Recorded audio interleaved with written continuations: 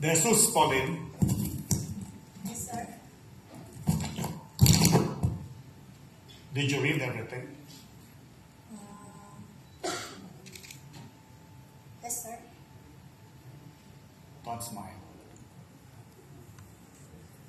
Now tell me. Pwede ka bang tumakbo sa eleksyon habang nakakulong ka? No, sir. Sigurado ka? I'm not done yet. Sigurado ka? Remain standing.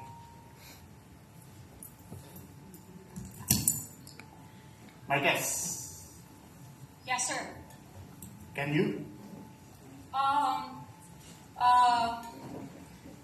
That was not in the reading book, sir. You did not read enough. If you do not know the answer, this is a no-brainer. In that case, Mr. Salos and Trillianis was in jail, but they were able to run for office, sir. Really? Vicencio, Yes, po. do you agree? Sir, I think po pwede rin naman. You think. That's what you think. That is your opinion. Sir, I think po pwede pong Well, you think nothing. I don't care about what you think. And I don't care about everybody's opinion.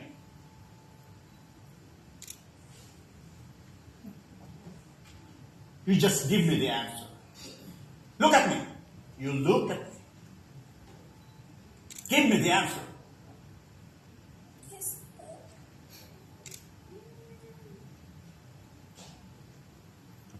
Counsel. Do you agree with her? I disagree, sir. With a yes or a no? Both are wrong, sir. Why? Well, if you're convicted with finality, then you're barred for running. Therefore, the ban isn't punishment for the imprisonment, but for the crime act.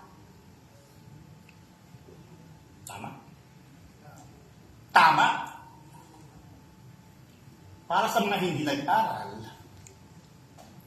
hindi porket nakakulong ka, ay guilty ka. Well, Carlson, what grade should I give to your classmates? Sir, I think... What did I say about opinion? Sir, they deserve a 5. 5. 5. Good. Very good. Okay, class. I think that's all for today. You're all dismissed. Okay, sir. At dali nyo na yung mga bangko palabas. Sir.